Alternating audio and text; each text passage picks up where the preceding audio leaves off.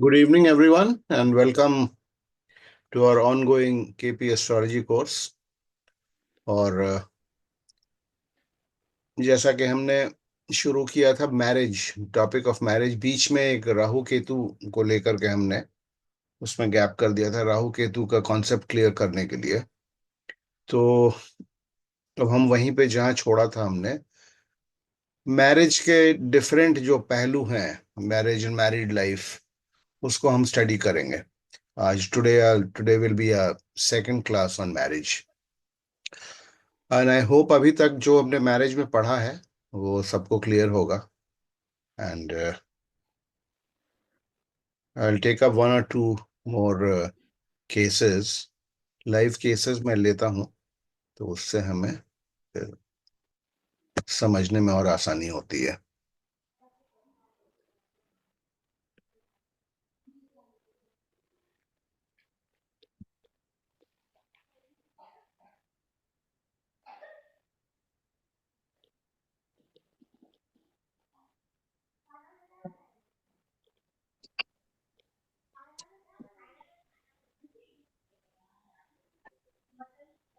Okay, ये देखिए, ये एक केस है डिनायल और डिलेड मैरिज, केपी। और ये मैंने वैदिक से भी इसको देख रखा है। तो मैंने आपसे, आप लोगों से बोला है ना, कुछ ऐसे टॉपिक्स हैं जिसमें कि वैदिक, before before giving a prediction और एन एनालिसिस, अगर वैदिक से भी अगर आप उसको वेरीफाई कर लेंगे तो वो डबली श्योर हो जाता है। आप लोग अपने आप को म्यूट कर लीजिए, अगर कहीं किसी के माइक से आवाज आ रही है तो वो रिकॉर्डिंग में थोड़ा सा विघ्न आता है। ये देखिए, एक केस है, डेट ऑफ बर्थ दिया हुआ है इस चार्ट का 79 1980, मुजफ्फरपुर बिहार का है। आप लोग इसको बना सकते हैं अपने कंप्यूटर पर अगर आप चाहिएगा तो। और इसका एनालिसिस जो है, दिस इज, देखिए इसका हमने जो हेडिंग रखा है, डिनायल और डिलेड मैरिज। 1980 की बर्थ है, तो उस हिसाब से लड़की, she is now what, 20 and 24, 44। हाँ, 44 कंप्लीट हो गया और शादी नहीं हुई है। तो ये डिनायल है या डिलेड मैरिज है? जो आजकल 40 क्रॉस करने के बाद लड़कियों के केस में एक तरह से हम उसको, मोस्ट ऑफ द केसेस में मोस्ट ऑफ द केसेस में हम उसको डिनायल मान लेते हैं। स्पेशली अगर सबलॉर्ड जो है उसको डिनायल दिखा रहा है, तब तो बिल्कुल ही डिनायल मान लेते हैं। और सबलॉर्ड अगर मैरिज दे रहा है लेकिन किसी और कारणवश, जैसे इसमें देखेंगे हम कि एक एक पॉइंट ये भी हमने, आप लोगों को याद होगा कि राइटअप में जब मैरिज हम डिस्कस कर रहे थे तो एक पॉइंट हमने बताया था कि अगर सबलॉर्ड सेवेंथ कस्पल सबलॉर्ड मैरिज को अलाउ भी कर रहा है, तो हो सकता है कि एक ऐसी महादशा आ जाए जो कि मैरिज को या तो डिले करे या डिनाई करे, मैरिज नहीं होने दे या अड़ंगा लगाए। तो ये ऐसा ही एक केस है। तो ये बड़ा इंटरेस्टिंग केस है, इसको आप लोग देखिए, हम लोग इसको कैसे हमने इसको एनालाइज किया था। और अभी तक शादी नहीं हुई है, तो वी कैन से मोर और लेस की ये। और नीचे हमने इसमें वैदिक से भी किया हुआ है, वो भी मैं आप लोगों को बता दूंगा। हालांकि वैदिक आप लोग हमारे साथ नहीं कर रहे हैं, या वैदिक का अपना अपना सबका, सबके नियम अलग अलग हैं, आप जिन्होंने भी वैदिक के कोर्सेज कर रखे हैं या जानते हैं तो एनीवे, तो ये देखिए, इसमें हमने एक राइटअप जो बनाया है, let us come to that. Okay, देखिए, सब Lord of the seventh cusp is mercury. ठीक है, इसमें आप देख लीजिएगा, इससे seventh seventh cusp sub Lord जो है मरकरी है। Seventh cusp sub Lord of the seventh cusp which signifies the seventh cusp, seventh cusp को वो सिग्निफाई कर रहा है। ठीक है, एट द ओनरशिप लेवल पे ये सिग्निफाई कर रहा है। That is a weak signification, but since it signifies seventh, in KP we treat it as sufficient to allow marriage. KP का क्या नियम है? सेवेंथ कस्प सब लॉर्ड अगर मैरिज गिविंग हाउसेस को सिग्निफाई कर रहा है, दैट इज सेकेंड, सेवेंथ और इलेवेंथ, एंड और इलेवेंथ, तो मैरिज संभव है, मैरिज हो सकती है, लेकिन इस केस में मैरिज नहीं हुई, तो कोई कारण होगा उसका मैरिज नहीं होने का। ऐसा कह देना कि seventh cuspal sub lord marriage allow कर रहा है तो मैरिज होगी ही होगी, ऐसा नहीं होता है। इसको हमको फर्दर एनालाइज करना पड़ता है, मैरिज कब होगी, और अड़ंगा आएगा या इजी होगा या whatever जो भी है, तो इसमें क्या है। But in KP we treat it as sufficient to allow marriage. अगर seventh cuspal sub lord marriage giving houses दिखा रहा है तो हम कहते हैं कि शादी होनी चाहिए। It also however signifies the twelfth house. Mercury जो है सेवेंथ कस्पिल सबलॉर्ड, सेवेंथ को सिग्निफाई कर रहा है, वीकली कर रहा है लेकिन कर रहा है। लेकिन at however signifies twelfth at the A level. Twelfth cuspal sub lord को ए ए लेवल पे यानी L1 लेवल 1 पे सिग्निफाई कर रहा है, बहुत स्ट्रांगली सिग्निफाई कर रहा है। तो ये एक इंडिकेशन होता है कि अड़चने आ सकती हैं। ट्वेल्थ हाउस अड़चनों का घर है। सेपरेटिव फोर्सेस, सेपरेटिव जिस चीज के लिए हम देखते हैं, अगर ट्वेल्थ आता है तो वो सेपरेटिव फोर्स का काम करता है, उस चीज से अलग ले जाता है। तो जैसे मैरिज है, अगर सेवेंथ का स्पेल सबलॉट ट्वेल्थ दिखा रहा है या एट्थ दिखा रहा है तो ऑब्स्ट्रक्शंस और अड़चने या सेपरेटिव फोर्स का वो काम करता है, which is not good signification for marriage prospects. Denial of marriage नहीं होता है। मैंने पहले भी बताया आप लोगों को, एट्थ या ट्वेल्थ को सिग्निफाई करना, it is not denial of marriage. अड़चन या फिर मतलब दुविधाओं, ये अड़चनों का या डिफिकल्टीज का इंडिकेशन रहता है अगर एट्थ और ट्वेल्थ को वो सिग्निफाई कर रहा है। किसी भी इवेंट को जो हम देखते हैं, अगर वो एट्थ और ट्वेल्थ आ जाता है signification, except of course eighth and twelfth के इवेंट को अगर हम देख रहे हैं तब नहीं, लेकिन किसी और चीज को हम देख रहे हैं जैसे चाइल्ड बर्थ है या कोई भी है, तो उसमें एट्थ और ट्वेल्थ आ जाता है तो फिर वो अड़चनों को सिग्निफाई कर इंडिकेट करता है।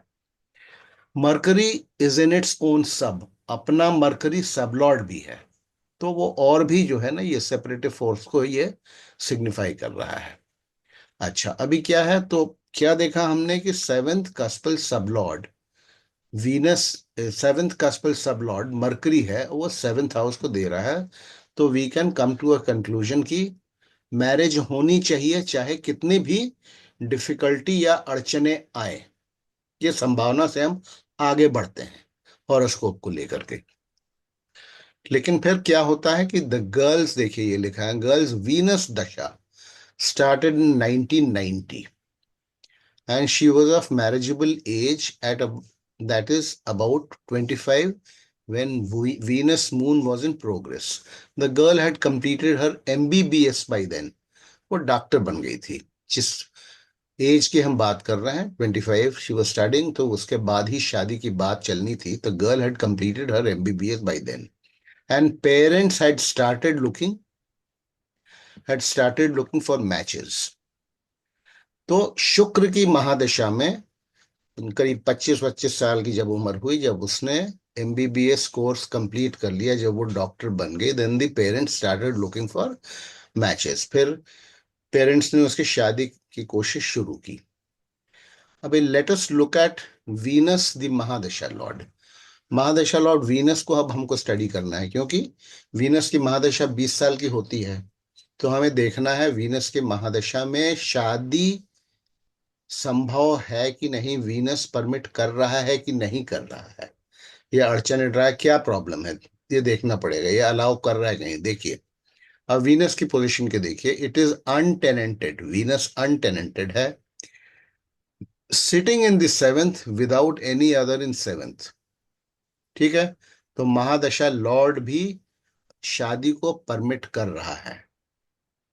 Owning sixth without any other planet in sixth, sixth को भी सिग्निफाई कर रहा है, सेवेंथ और सिक्स्थ दोनों को बहुत स्ट्रांगली सिग्निफाई कर रहा है। देखिए ये significator table, if you look at this significator table above, the mahadasha lord जो कि शुक्र है, वीनस महादशा लॉर्ड जो है वो छठे भाव को भी सिग्निफाई कर रहा है। ये स्टेलर लेवल सिग्निफिकेशन है।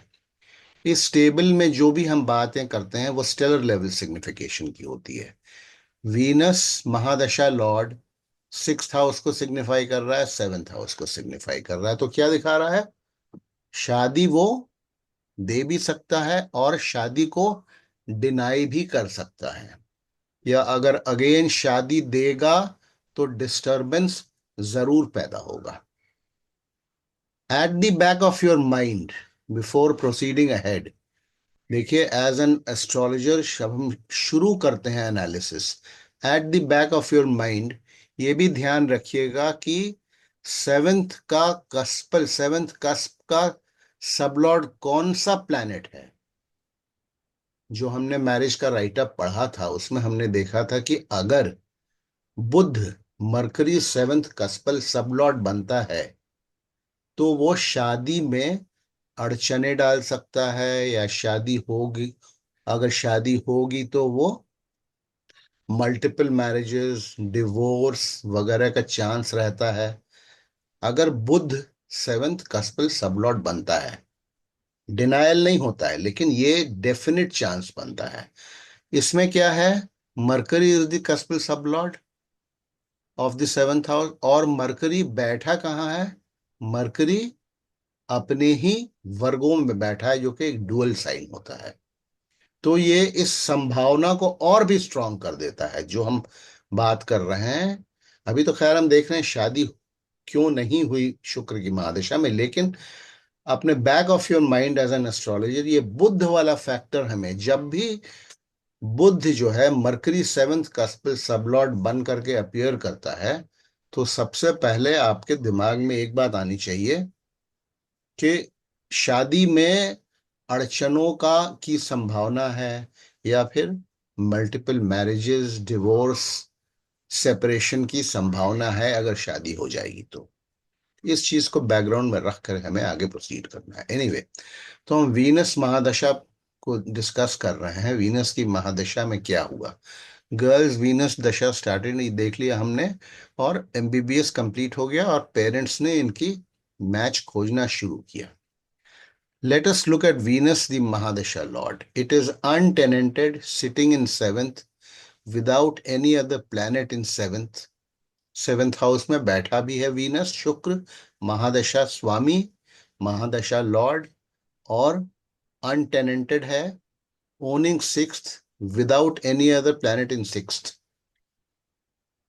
6th में 6th को भी सिग्निफाई कर रहा है, 7th को भी ये टेबल आप लोगों को पढ़ना अब आ गया है, पता है आप लोगों को। तो वीनस महादशा लॉर्ड दोनों संभावना दिखा रहा है। शादी हो सकती है, शादी होगी तो डिस्टर्ब्ड हो सकती है, शादी नहीं भी हो सकती है। तो हम कंक्लूजन पर कैसे पहुंचेंगे? देखिए, इट इज अनटेनेंटेड सिटिंग, ये discuss. Venus also signifies 11th। Venus 11वें भाव को भी सिग्निफाई कर रहा है, बहुत स्ट्रांगली कर रहा है यहाँ पे, स्टेलर लेवल पे। ठीक है। Venus 10 signifies primary marriage giving houses, 7th and also the 11th. Venus, however, also very strongly signifies the primary negating house. Primary negating house marriage के लिए कौन सा होता है? छठा होता है। तो वीनस अब ये आपको एज एन एस्ट्रोलॉजर इसने दुविधा में डाल दिया। अब आप क्या प्रिडिक्शन करेंगे? प्रिडिक्शन आप क्या करेंगे? देखिए, it is Venus also signifies 11th, तो ये शादी दे भी रहा है और शादी को डिनाई भी कर रहा है, और बहुत स्ट्रांगली कर रहा है। दोनों काम ये बहुत स्ट्रांगली कर रहा है। Venus however also Venus, however, also very strongly signifies the primary negating house as well, that is 6th house. However, in KP, it is understood that in such circumstances, marriage would not be denied, but may be a disturbed one. इसको हम लोग अभी हम बात कर चुके हैं इस पर कि डिस्टर्ब्ड हो सकती है मैरिज, डिनाई नहीं होगी, डिस्टर्ब हुई। The whole of Venus mahadasha passed without giving marriage in any of its antardasha. पूरी वीनस की महादशा इनकी निकल गई, शादी नहीं हुई। क्यों? क्यों ऐसा हुआ? Let us look at the significators of the marriage giving houses second, seventh, 11th, 5th, 8th, in whose bhuktis marriage could have taken place. अब तो ये हम हाइंडसाइट में देख रहे हैं ना, शादी नहीं हुई। तो क्यों नहीं शादी हुई, इसको हमको एनालाइज करना है। ठीक है, इसको हमको एनालाइज करना है। तो हम क्या करेंगे, सेकंड, सेवेंथ, 11th, 5th और 8th जो मैरिज के सिग्निफिकेटर्स होते हैं। मेन तो सेकंड, सेवेंथ, 11th होते हैं। 5th और 8th सपोर्टिंग होते हैं, क्योंकि 5th से लव मैरिज देखते हैं, और 8th भी एक मैरिज गिविंग हाउस हम मानते हैं। ठीक है, डिस्टर्बिंग हाउस भी है, लेकिन एक मैरिज गिविंग हाउस 8th भी होता है। Not a very strong, but marriage giving house हम इसको मानते हैं। ठीक है, इन हुज, तो इनके भुक्तियों में, इन हुज भुक्तिस the marriage could have taken place. The parents had started trying after Venus moon. Venus moon जब निकल गया शुक्र में, जब चंद्रमा की अंतर्दशा निकल गई, तब पेरेंट्स ने तब पेरेंट्स ने मैच खोजना, शादी के लिए ट्राई करना शुरू किया। ठीक है, after this Venus, Mars, Venus moon के बाद कौन कौन सी अंतर्दशाएं बचेंगी? वीनस में मंगल, वीनस मार्स, वीनस में राहु, वीनस में जुपिटर, वीनस में सैटर्न, वीनस में मरकरी, वीनस में Ketu remained. Out of these, Ketu is a strong significator of second and fifth, but marriage did not materialize. इसमें भी शादी नहीं materialize हुई। क्यों? Why? Now look at Venus as the untenanted cuspal sublord of the 6th and 12th house. एक नियम हमने आप लोगों को पढ़ाया, and the first house, all which are marriage negating houses, and Venus becomes a very strong significator of both these cusps. एक हमने आप लोगों को नियम पढ़ाया था कि देखिए, अनटेनेंटेड अगर कोई प्लैनेट हो जाता है, तो यहां पर जो सिग्निफिकेशंस होते हैं ना स्टेलर लेवल पे, इसके जो सिग्निफिकेशंस होते हैं, अगर वो प्लैनेट किसी कस्प का सबलॉर्ड बन जाता है, तो वो it becomes a very strong significator of these cusps. तो छठे का तो स्टेलर लेवल पर भी है, वीनस सिग्निफिकेट है, लेकिन के छठे कस्पल छठे कस्प का भी अनटेनेंटेड कस्पल सबलॉर्ड वो बन गया। फर्स्ट का भी बन गया। फर्स्ट भी एक मैरिज डिनाइंग हाउस है, क्योंकि सेकंड हाउस से वो 12वां है। सिक्स्थ जो है outright primary denying negating house sixth होता है। तो शुक्र जो है बहुत स्ट्रांगली, बहुत वेहमेंटली जो है मैरिज को डिनाई कर रहा है, बावजूद इसके कि वो 7th हाउस को स्टेलर लेवल पे सिग्निफाई कर रहा है। लेकिन सिक्स्थ हाउस, सिक्स्थ कस्पल सबलॉर्ड वो अनटेनेंटेड होकर के चूंकि बन गया, तो वो ये ओवरराइड कर जाता है स्टेलर लेवल सिग्निफिकेशंस को। ये मैं नियम आपसे पहले भी डिस्कस कर चुका हूं। दैट इज द रीजन कि लड़की की शादी नहीं हो पाई, अभी तक नहीं हो पाई। तो अब हम 44-45 साल की उम्र में क्या समझेंगे? एंड चू आई नो दिस गर्ल, अब वो शादी करने को तैयार भी नहीं है। जब वो शादी करने के लिए तैयार थी, तो वो मैच वैच खोजा गया था उस समय, फिर वही अंतरदशा और वीनस वीनस का ही, in spite of and despite the 7th sublord allowing marriage, although not very strongly allowing marriage, and being Mercury, which does not mean कि marriage, which does not mean कि marriage denial है। Mercury मैं discuss कर चुका हूँ, emphasise करके आपको बता रहा हूँ, ऊपर लिख भी चुका हूँ कि 7th कस्पल सबलॉर्ड अगर सेकेंड, 7th, 11th को सिग्निफाई करता है, तो केपी में हम ये मान के चलते हैं कि शादी हो सकती है। लेकिन सबलॉर्ड अकेले तो शादी नहीं देता है ना। सबलॉर्ड को कोई दशा लॉर्ड बनना जरूरी नहीं है। सबलॉर्ड का काम होता है परमिशन दे करके, परमिशन ग्रांट करके वो दशा अंतरदशा दशा लॉर्ड्स को इवेंट इवेंट होने देने के लिए वो राइट दे देता है, पास ऑन कर देता है, उसका काम खत्म हो जाता है। तो दशा लॉर्ड कौन आ गया मैरिजेबल एज में 20 साल में? वीनस आ गया। और वीनस का कारनामा हम लोगों ने यहां देखा। इसको आप लोग यूं समझ लीजिए। देखिए अब हम क्या देख रहे हैं, दो चीजें हम देखते हैं इसको। देखिए थोड़ा सा ऐसे हम यहां कर ये सिग्निफिकेटर टेबल अब देखें आप। ये कस्पल टेबल है, ठीक है, ये कस्पल टेबल है। और ये स्टेलर लेवल सिग्निफिकेट। स्टेलर लेवल से नक्षत्र मतलब होता है, स्टेलर का मतलब नक्षत्र। नक्षत्र लेवल सिग्निफिकेटर है। कोई भी ग्रह अपने दशा अंतरदशा में, कोई भी ग्रह अपने दशा अंतरदशा में किसका फल देता है, ये हम लोगों ने पढ़ लिया है, ठीक है, अपने नक्षत्र का देता है, ठीक है, अपने नक्षत्र का देता है। तो वीनस हमें किसका यहां पर फल दे रहा है? देखिए Venus is lord of the sixth house. Venus untenanted है। अनटेनेंटेड है का क्या मतलब हुआ? अनटेनेंटेड का मतलब ये हुआ कि उसके नक्षत्र में कोई ग्रह नहीं है।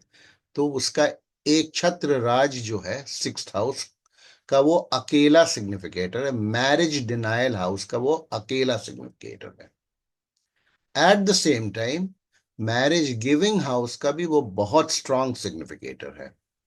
क्यों स्ट्रांग सिग्निफिकेटर है? क्योंकि वो, ये केपी के रूल्स हैं भाई, बार बार मैं रिपीट करता हूं आप लोगों के समझने के लिए। क्योंकि वो सेवेंथ हाउस में बैठा हुआ है। सेवेंथ हाउस में और कोई भी प्लैनेट नहीं बैठा है। और शुक्र के वीनस के नक्षत्र में कोई भी ग्रह नहीं है। तो एक छत्र राज उसका सेवेंथ हाउस पर भी है।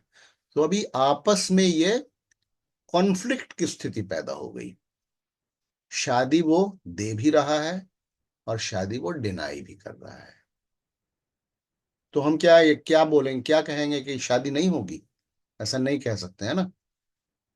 अब आ जाते हैं हम, वीनस अनटेनेंटेड है, ये हमने देख लिया। अनटेनेंटेड है यानी कि उसके नक्षत्र में कोई भी ग्रह नहीं बैठा हुआ है।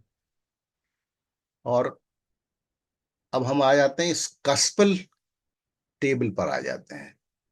1 से 12 जो कस्प्स हैं, उस टेबल पर हम आते हैं तो हम क्या देखते हैं? शुक्र जो है अनटेनेंटेड प्लैनेट होकर के फर्स्ट हाउस का कस्पल सबलॉर्ड बन गया।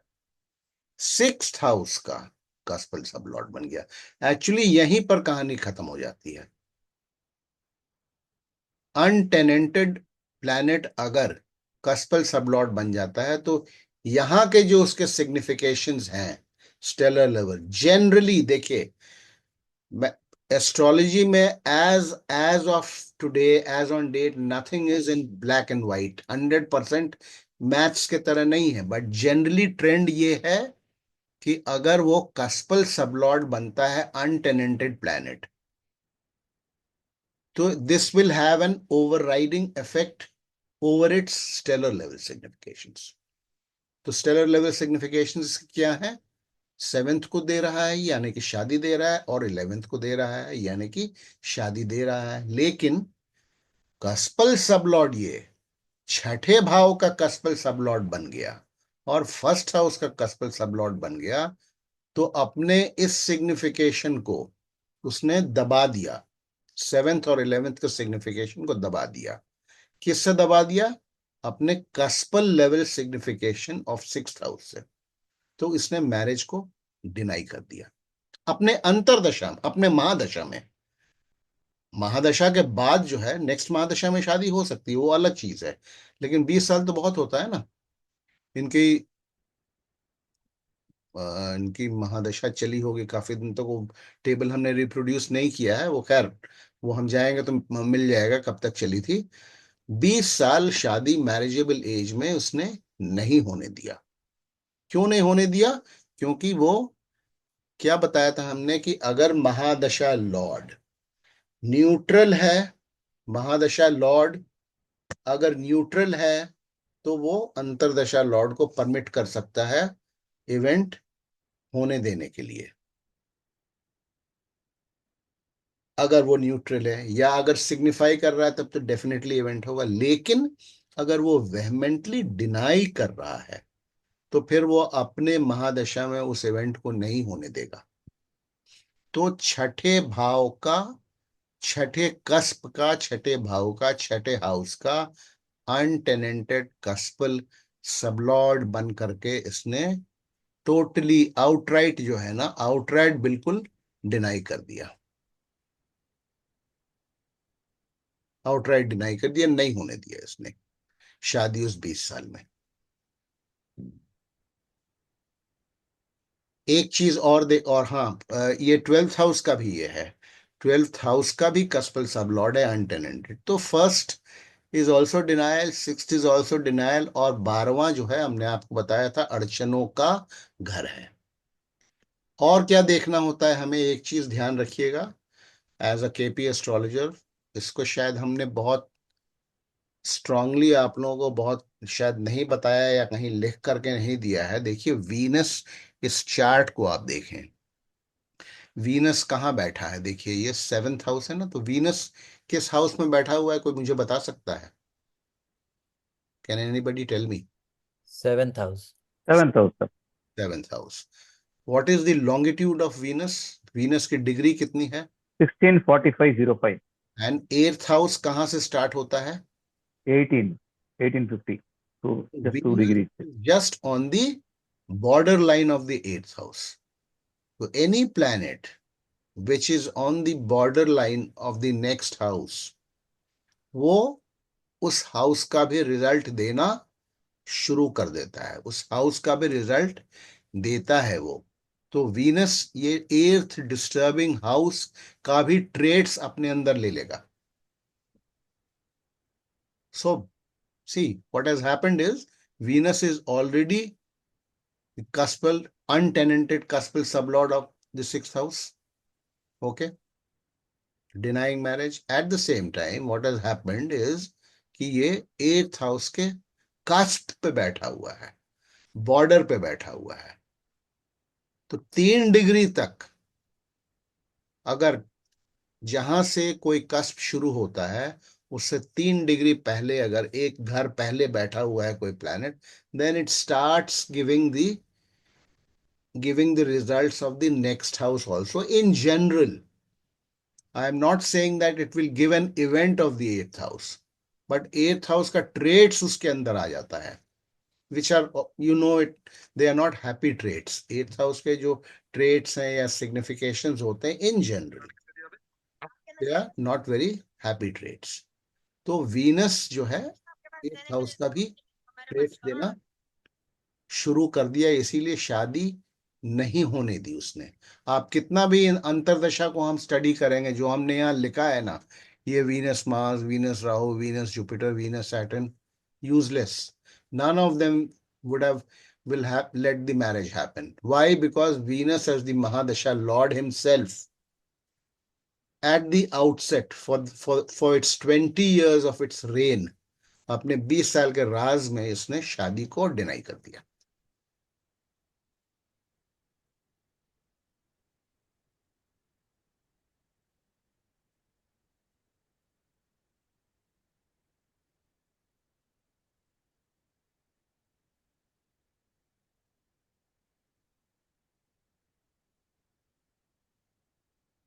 Okay, so if we scrutinize very carefully the marriage giving significators in the chart, we diagnose the following weaknesses. Second house significators are Saturn and Ketu. Saturn is untenanted sublord of the marriage, negating, these are just supporting, clauses that I'm studying. Even if you don't study these, go into this analysis, you can say कि marriage वो Venus महादशा में marriage कम से कम नहीं होना था। Saturn is untenanted sublord of the marriage, negating 10th house. And since Ketu is in Capricorn, it represents Saturn and will do everything that Saturn also promises. So now is this a case of delayed or denial of marriage? देखिए ये हमने question तो लिखा था, when I did the analysis, this was quite some time back. Notes are the same. तो ये question लिखा था, so now I can say that it is a denial of marriage. And then this same chart ये हमने वैदिक से भी analyse किया है. इफ यू वांट, मैं वैदिक का एनालिसिस भी आप लोगों के सामने पढ़ दूंगा. आप लोग कितना समझेंगे मुझे पता नहीं है. If you want I can, मैं एक बार पढ़ देता हूं. For those who have, an idea of the Vedic, that the systems approach that I follow, उनके लिए मैं पढ़ देता हूँ. Analysis through Vedic. Prime determinant for marriage is moon. ठीक है. जो सिस्टम हम पढ़ते हैं उसमें सैगिटेरियस लग्न के लिए प्राइम डिटर्मिनेंट फॉर मैरिज चंद्रमा होता है, is moon, which is in old age and in debilitation has gone to the 12th house, hence very weak. Jupiter, the Karaka for husband in a female horoscope, is also in old age and hence weak. Venus, the general significator for marriage, is placed in the 8th house, hence weak. The prime marriage determinant being weak and debilitated in any horoscope is a symptom for denial of marriage. In the Navamsha, Sun becomes additional significator for marriage and has gone to the marriage denying 6th house. Moon has gone to the 8th in the Navamsa. So marriage denied.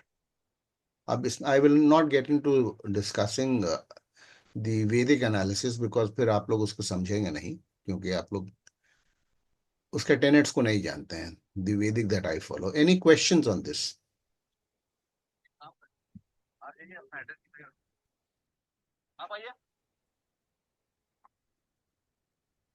What is the time of first step so that we can just try it later on? आप लोग निकाल लीजिएगा time, because moon का time दिया हुआ है ना, वो कर लीजिएगा. मून के टाइम से you can, I have given the place of birth, I forgot to mention. Moon का टाइम है ना, मून का टाइम से you can take out time, निकाल आप लोग Oh, निकाल. okay. एफएमएरएस से आप लोग निकाल सकते हैं. At that Oh, you can do it. Okay.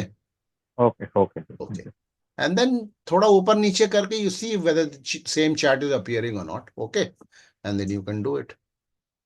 I think it was some time in the afternoon, if I am not mistaken. Okay. Noon, I'll I check. think 1 p.m. or something. I don't remember exactly. I must have, वो मेरा होगा. I'll let you know. I'll let you know. मेरा पास मेरा उसमें archives में होगा. ठीक है. Thank you. Any questions on this? Any confusion? Any question? See, as an astrologer, KP का beauty देखिए आप. And but see, before coming to a conclusion, that is why I always emphasize that you should know Vedic also. Vedic gives you a very good, general insight into whether marriage is promised, marriage is delayed, denied. Is it going to be difficult? Here it is almost outright denied as per the Vedic rules also. If you study Vedic with me, it's वैदिक जो मैंने सीखा है और जो मैं पढ़ाता हूँ, उसमें Vedic is also except for maybe timing of events, it gives beautiful insights and beautiful predictive techniques. इसमें कोई सवाल अगर है पूछिए.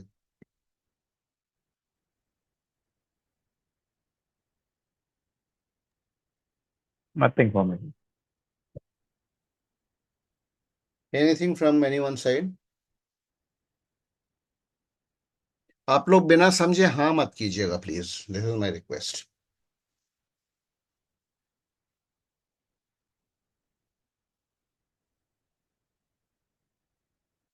Is the concept of untenanted cuspal sub lord clear है आप लोगों को ना?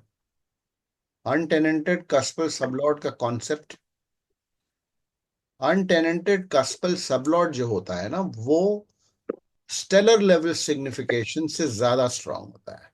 सिंपल तरीका समझने का, अगर एक ही हाउस को वो दिखा रहा है, दो हाउस को अगर स्टेलर लेवल पे दिखा रहा है, इवेंट गिविंग और इवेंट डिनाइंग, और स्टेलर अगर वो कस्पल अनटेनेंटेड है और कस्पल लेवल पे वो डिनाइंग Sublord. का सबलॉर्ड है, तो फिर इवेंट डिनाई हो जाएगा.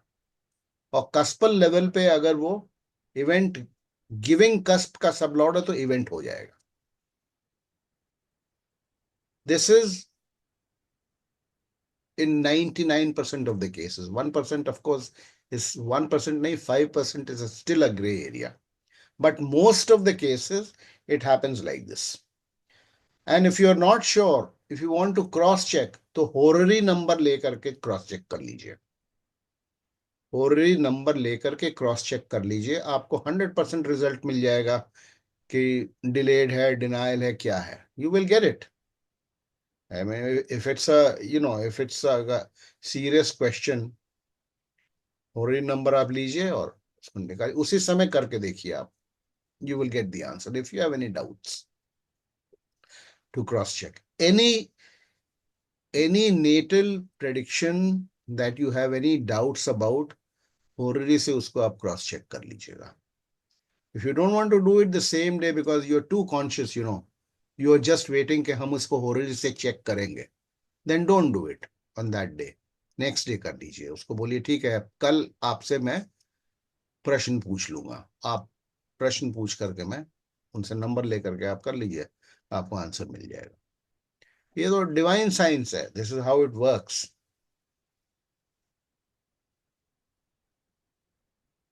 और मरकरी जब भी एज सबलॉर्ड अपीयर होता है 7th हाउस का, तो आपके कान खड़े हो जाने चाहिए कि इसमें कुछ ना कुछ कहीं ना कहीं आगे चल के गड़बड़ है. अभी गड़बड़ है या आगे चल के गड़बड़ है. And you have to warn the parents और whoever the person he or she himself, जो भी अपना हॉरोस्कोप लेके प्रेडिक्शन के लिए, आपको उनको वार्न कर देना है.